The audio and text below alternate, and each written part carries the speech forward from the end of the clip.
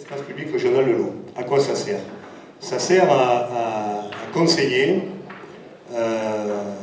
les communes qui souhaitent se réapproprier la gestion de l'eau à travers des régies municipales.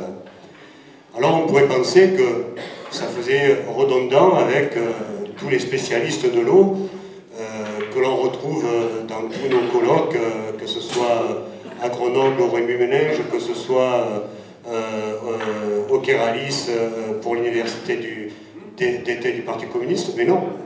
Aujourd'hui, il faut savoir que de bureaux d'études indépendants sur ces questions, il n'y en a pas. Voilà.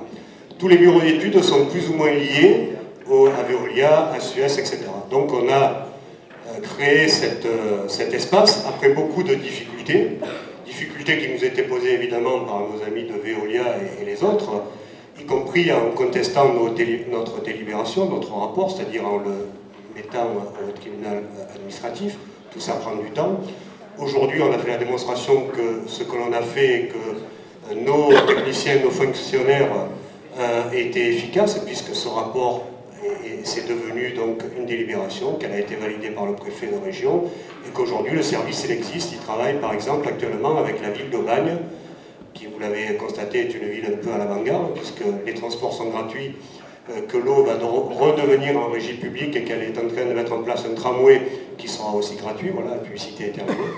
Mais c'est donc bien avant le passage en régie, le travail de conseil, d'études, y compris sur l'assainissement, parce qu'effectivement, la gestion de l'eau, il y a l'assainissement. Et on est en train d'aller jusqu'au SPANC, c'est-à-dire à l'assainissement privé, parce que ça aussi c'est une source importante de profit pour les grandes compagnies. Vous savez que les SPANC ont été publics, puis aujourd'hui ils ont tous été mis en délégation de service public. Tout le travail qui a été fait en un an, c'est ville par ville, commune par commune, agglomération par agglomération, la gestion, le prix de l'eau, la qualité de l'eau, etc., etc.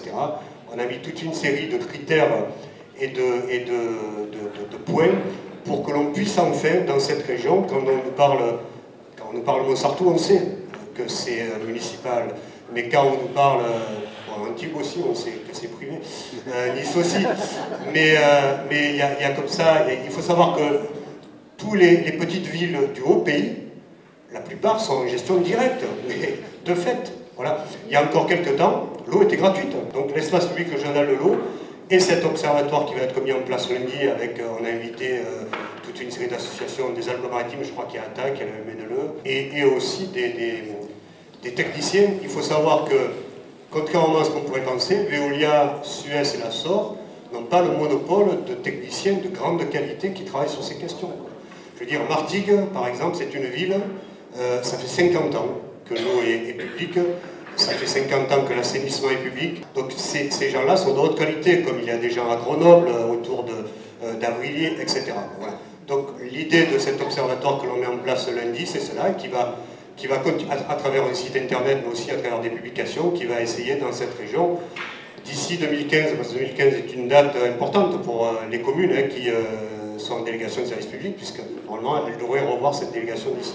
Un deuxième point, beaucoup plus rapidement, la campagne des élections européennes, celle-là. Il y a un intérêt quand même d'être élu, c'est qu'on cumule les campagnes électorales aussi. Et c'est intéressant de voir l'évolution entre la campagne des élections européennes où le Front de gauche est créé, la campagne des élections régionales où le Front de gauche a eu des élus, que j'ai l'honneur de présider le groupe à Marseille, etc. etc. Donc moi, quelque part, c'est intéressant. On était avec Corinne sur le quai du port Galice, et puis après, des camarades ont sauté sur le bateau de Madoff, vous vous rappelez Madoff? Voilà, il était au Cap d'Antibes, donc on a occupé symboliquement son bateau avec des feux, etc. Bon, ça faisait partie de ce qu'on sait faire, nous, de façon politique, avec la formation qu'on a eue, c'est-à-dire des actions un peu coup de poing qui portent. Et ceci dit, on s'est rendu compte à ce moment-là, enfin moi je me suis rendu compte que ces bateaux ne payaient pas la TVA tout simplement sur le gazole. Voilà, ils sont détaxés, c'est-à-dire qu'actuellement dans le port d'Antibes, il y a un bateau, quand il veut sortir, s'il veut faire le plein, parce qu'on n'est pas obligé de faire le plein, mais le plein c'est 500 000 euros. 500 000 euros. Voilà. Et oui, oui. Alors ils sortent pas souvent, je vous rassure, hein, font des tours, ils vont en Corse, voilà. L'été, ils sortent plus souvent.